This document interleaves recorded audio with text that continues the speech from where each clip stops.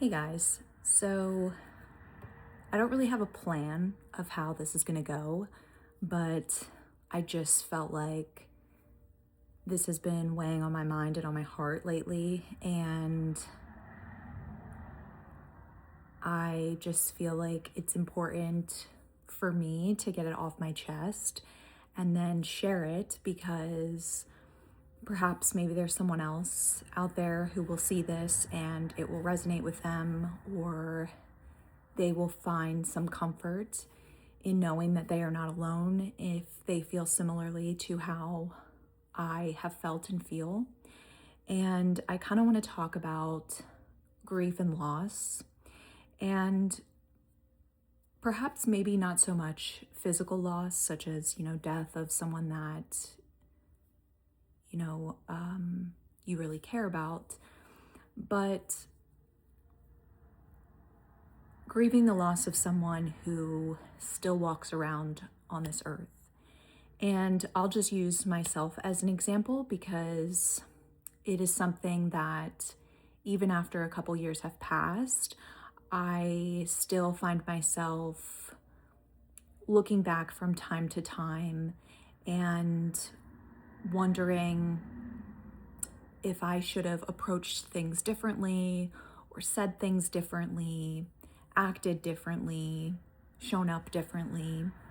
And not in the sense that I wish I could go back and change the past or go back and have the people I've lost back in my life, because I do feel deeply rooted that the loss of those people has was necessary for me to evolve as a person, evolve mentally, spiritually, emotionally. And for me, I was in a relationship for about 6 years. And this relationship from the start had a lot of red flags that I overlooked or dismissed. And there was a lot of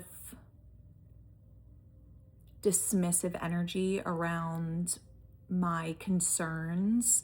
And when I would bring things up, there would be almost like a shutting down of those concerns or my feelings around those concerns.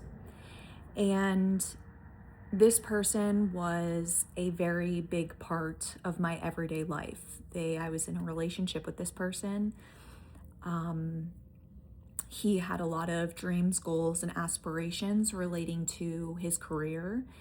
And it was a career that he was very, and I would imagine still is, very dedicated to and committed to. And there were a lot of steps and things that were involved into getting to where this person needed to be to achieve their goals. There was a very long process. There were delays, there were setbacks, and there were things that I wanted within that relationship that I felt like took a back seat or sat on the back burner so that the person I was in a relationship with could pursue their dreams and their goals. And in the beginning, I was okay with doing that because for me personally, I feel like when you're in a committed, loving relationship where you love the person, that part of that is sometimes temporary, or what I thought would be temporary sacrifice, in that I want to support you while you go and achieve your dreams and goals, because it will be setting us up for a better future to then allow the things that I've put on the back burner for what I would like for our future to evolve or come into fruition in a way that would be more relaxed and the timing would be better. And the relationship had gotten to a point where there was a lot of toxicity, a lot of fighting, a lot of, you know, without getting too far into it, just a lot of harsh words being said back and forth, a lot of silent treatment, a lot of, me feeling like I was just a piece of furniture sitting in the house in a room that you walk by every day and maybe look at it and perhaps even admire it, but then just move along and not pay too much attention to it after that. And there was a lot of loneliness in that relationship that I felt. I ultimately, towards the end, the last year or so, I was sleeping next to somebody that I felt like I didn't know. I questioned if they loved me or if they even liked me. My insecurities were heightened.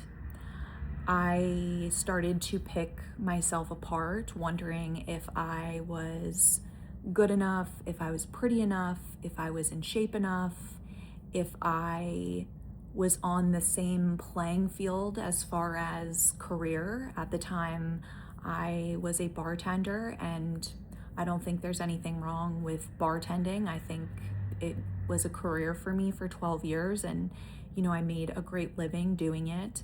But there were some insecurities around that and feeling like, what comes next? I don't have a college degree. So there was some feelings of inadequacy there. And, once this person achieved their goal, I thought that the things that I wanted, such as getting married and have kids, would kind of be at the forefront of where this relationship was going to go next. So as far as, getting engaged, getting married, having kids, the natural progression of a relationship that you see a future with the person. And I would find myself frequently asking questions, where is this relationship going? We've been here for X amount of time, and I don't want either one of us, to feel like we're wasting time here. And again, my feelings and my thoughts were often dismissed, or I was made to feel like I was being too much for asking what I wanted. And that ultimately led to me slowly going from a place, or being in a place of having love for this person, to turning into resentment.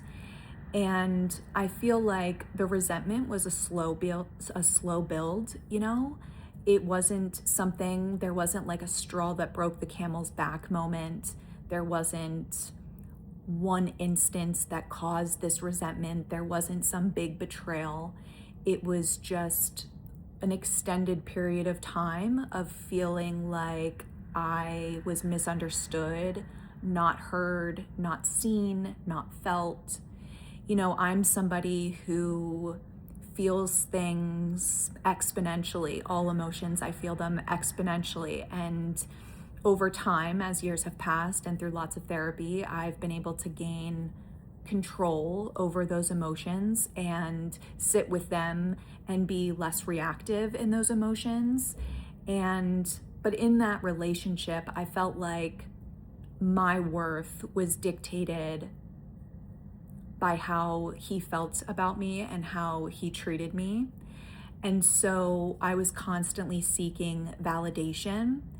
And then when the resentment came along, there were times when I would kind of act out, where, I would be at work, and instead of going right home after I was done, I would stay after work and have a beer with one or two of my coworkers.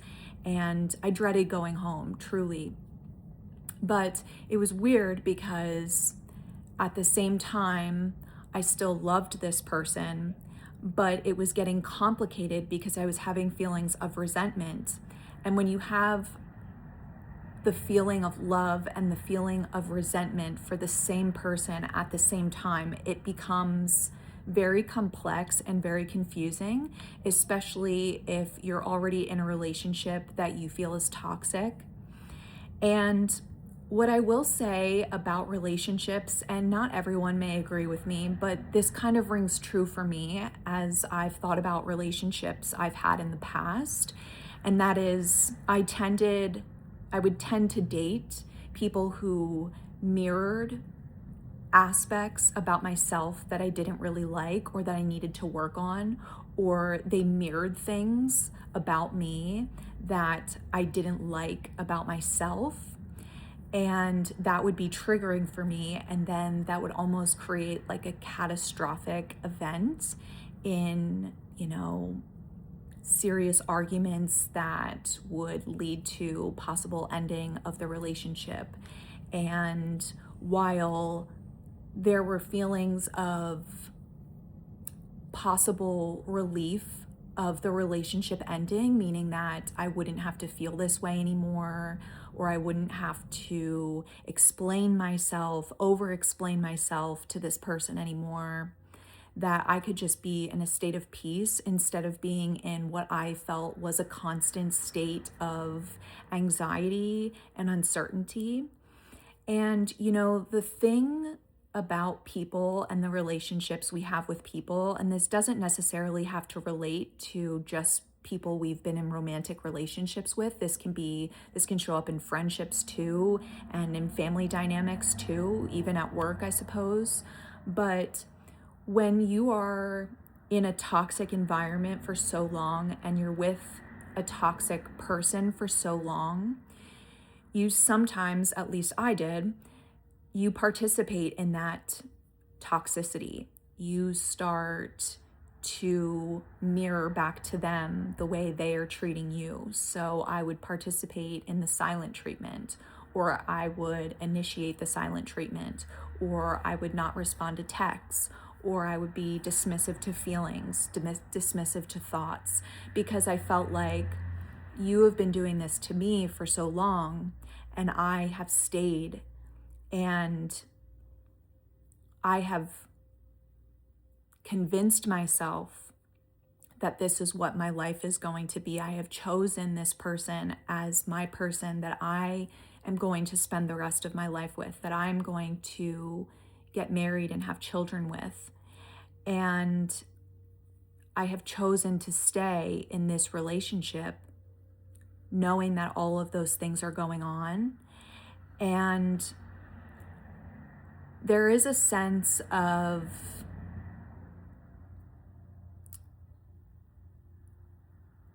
being angry with myself for allowing a relationship like this to enter my life and then to continue participating in it, showing up for it.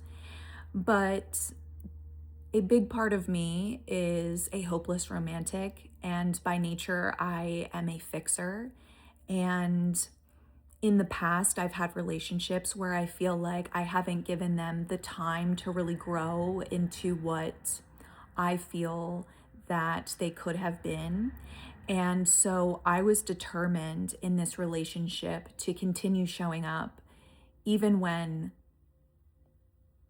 my mind and my intuition was telling me that it was the wrong thing to do, because, like I said, I made a choice to be with this person. Not to mention, when you invest years of your life into a person, they become part of your routine. And while I did think about how much more peaceful my life may be without this person, there was also this feeling of being scared and of being lonely about, not really knowing what would come next. I had just turned 30, and I think women in general tend to think about, they have a certain timeline of when they would want to get married and have children.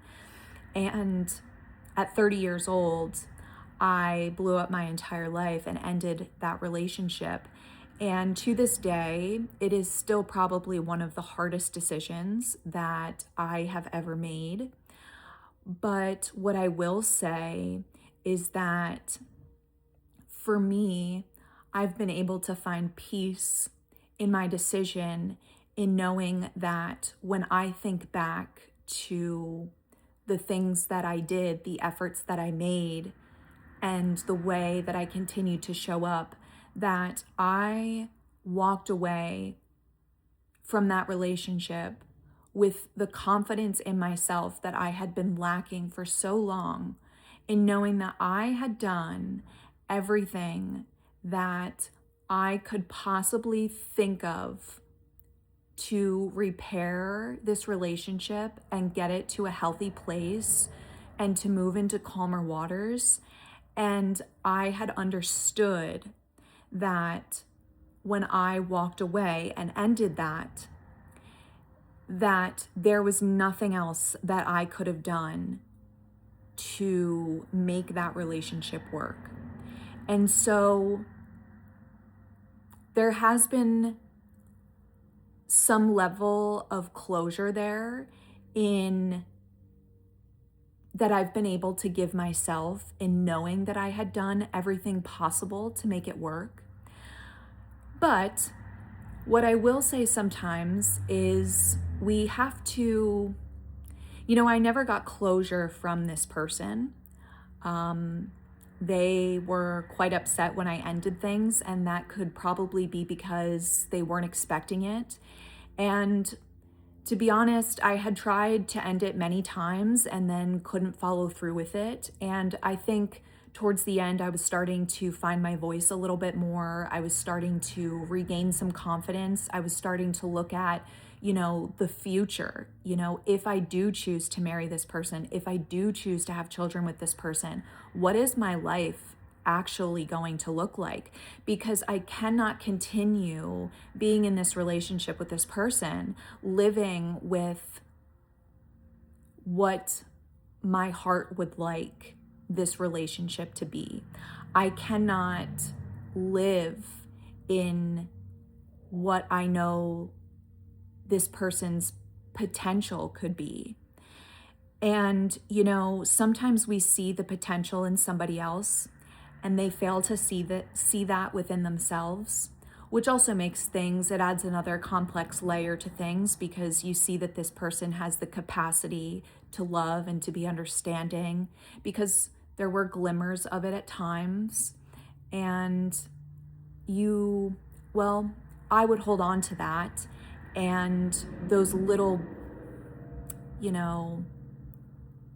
small little breadcrumbs of emotional validation, or, some type of comfort in this relationship, or reassurance, something that I never received in that relationship.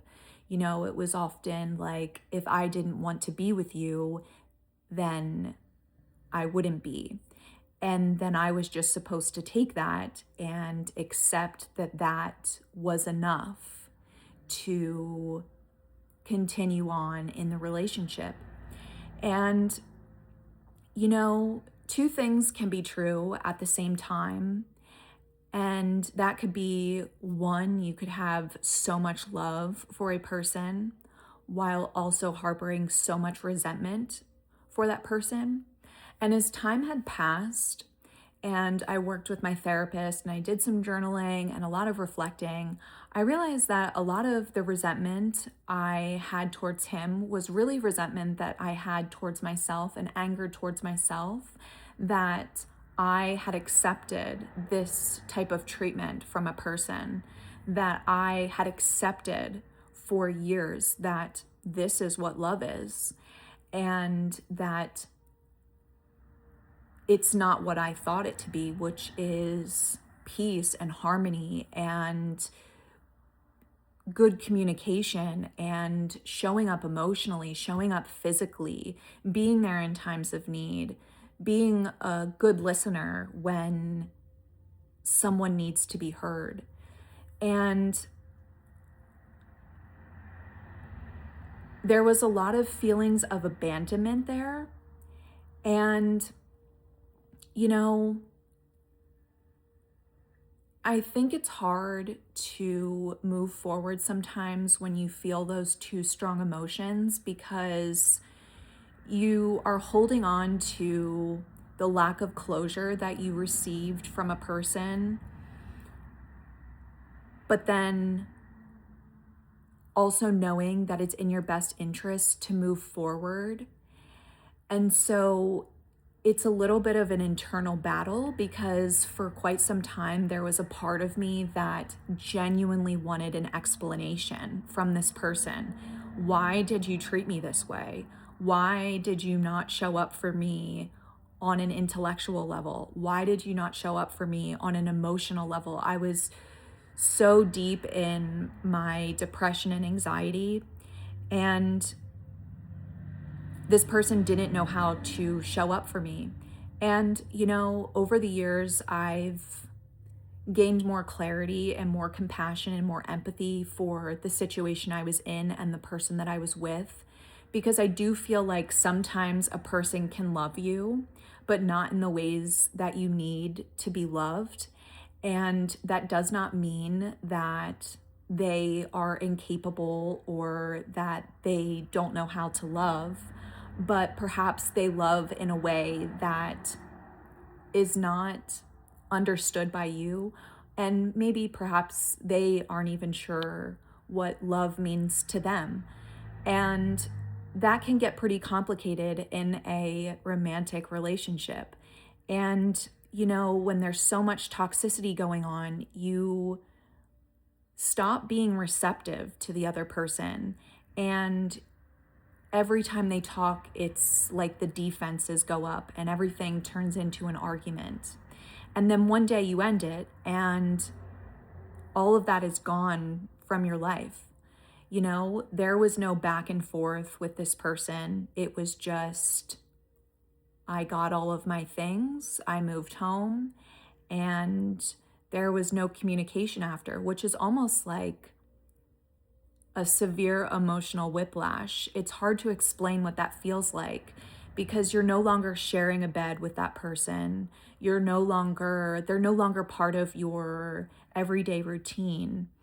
And while I did find a lot of relief in that, there was a lot of sadness and failure on my part that I felt in feeling like, why couldn't I be enough for this person to want to grow and to evolve into the man that I truly thought he was capable of being? And it's a hard pill to swallow for someone like me who feels and thinks the way that I do, in that it's not my responsibility to coach or to teach another adult on how to love me and how to treat me and how to talk to me. It's not my job, but I did make it my job for a long time. And afterwards, there was a lot of sadness because you leave with, in times of sadness, you start to kind of question your decisions sometimes. You start thinking about, the good moments you had with them, the happy memories that you have with them.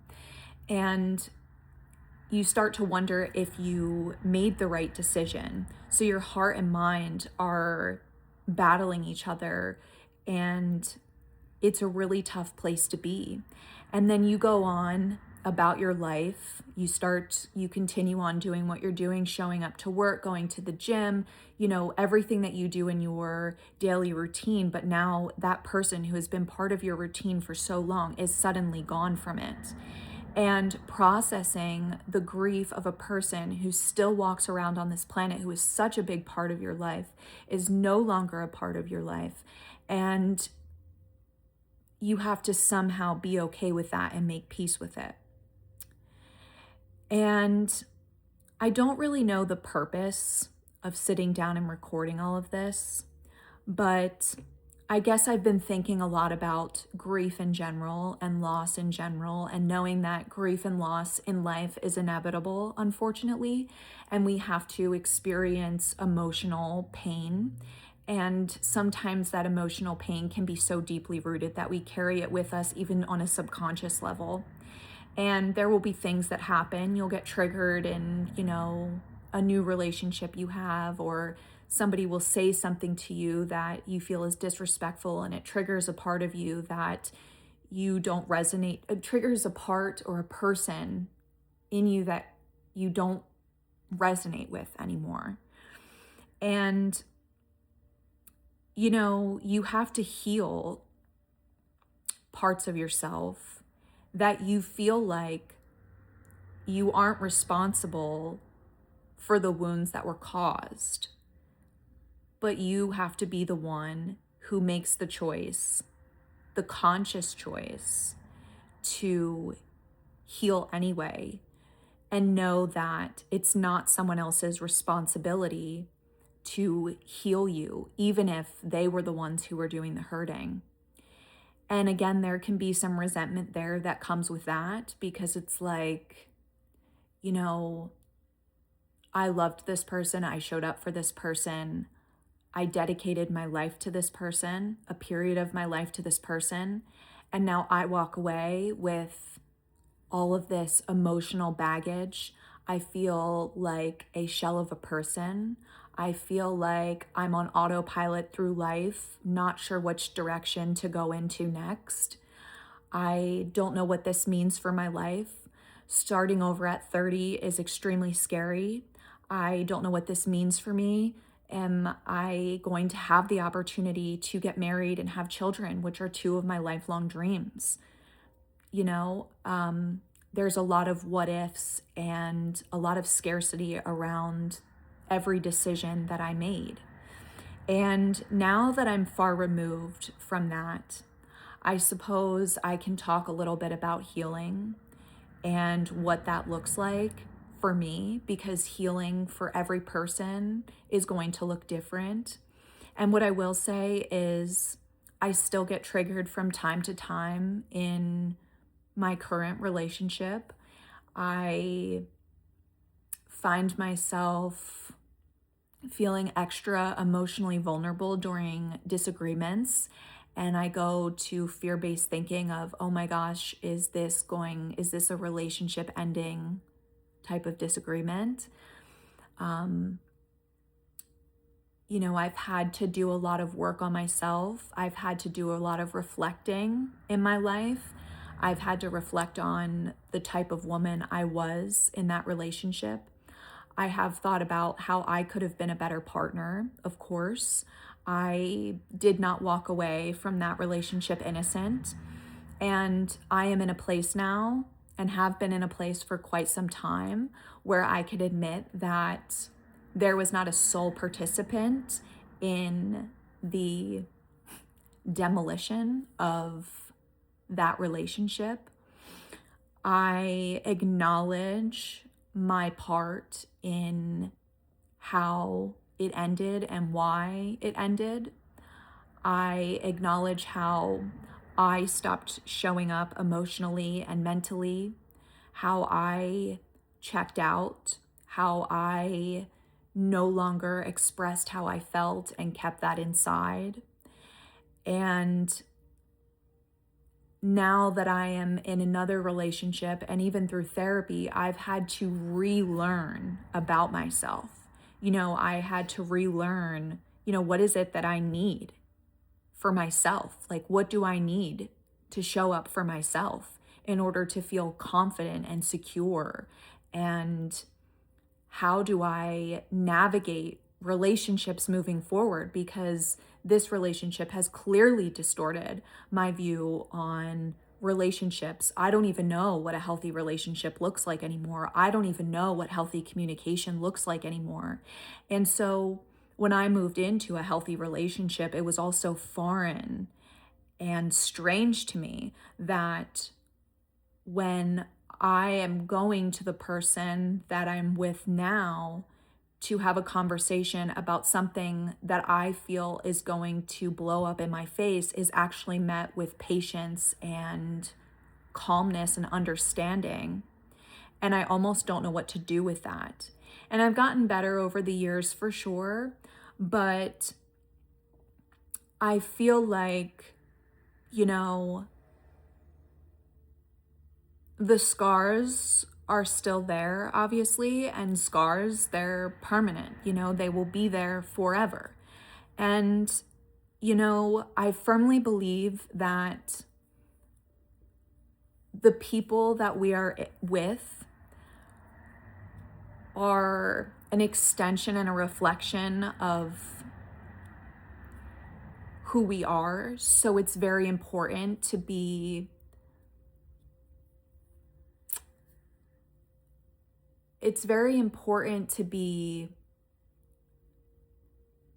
aware, I guess is the word I want to say, about the person that you're with, that you share these intimate details of your life with.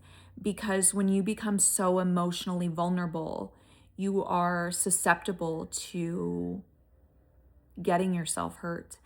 And one big thing I did learn from that relationship is to not allow myself to be closed off to future opportunities of someone else, to not assume that the next person I met was going to be like the person I spent 6 years of my life with.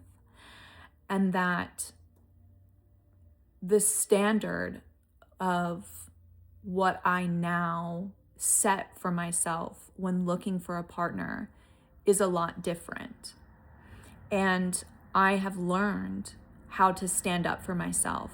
And most importantly, I've learned to set boundaries, which is something I seriously lacked in that relationship because I just wanted to appease this person. I wanted them to be happy that they were with me. I wanted them to feel proud of me. And I realized that all of the things that I was seeking in another person, I could give myself. And of course, it's nice to be with a person who provides all of that to you. But I feel like in order for you to fully receive a good, healthy relationship, you have to know who you are. And you have to know what your boundaries are. You have to know what your standards are. And you have to be so deeply rooted in what they are and how that looks to you that you don't falter from any of those things. You no longer accept anything less than what you know that you deserve. And moving through grief is very difficult and it's challenging at times, but there's a lot that can be learned in the shadow space of our life. There's a lot of shadow work that can be done. We can look at ourselves and look at things that we could improve on that maybe we didn't see before because we were clouded by everything else going on. And then you start to set boundaries and standards with other people in your life, like family members and friends. And you start noticing similar habits or just general similarities in friends and family or, work relationships that kind of look the same as something else you experienced. And so it's really important to move forward after loss because there's so much beauty on the other side of pain. There is a light at the end of the tunnel, as cliche as that probably is for me to say, but I am living proof of that. And I hold a lot of compassion for anybody who can relate to what I'm saying, because moving through loss and grief and pain and all of that, no matter how it shows up for you in your life, it doesn't even have to be romantic relationships. It could be friends or family or, even the loss of a pet that you've had forever that you couldn't imagine your life without, And I guess I just want to say that while it may not seem like it when you're in the thick of it, you are able to come out on the other side of it and be a stronger, better version of yourself. You will become so much more resilient and aware. Your intuition will get stronger. You'll be able to see a red flag coming from a mile away. But with that being said, again, I will say, don't allow, yourself to become hardened from the experiences that you have faced and the hurt that you have received at the hands of another person or the words of another person. So I guess that's really all I want to say. And hopefully I, said something here and wasn't just rambling. But I don't know. I thought this is something I need to get off my chest, and perhaps somebody else may need to hear it. So I just wanted to share that with you guys. So anyway, if you made it to the end, thank you so much for watching, and I'll see you next time.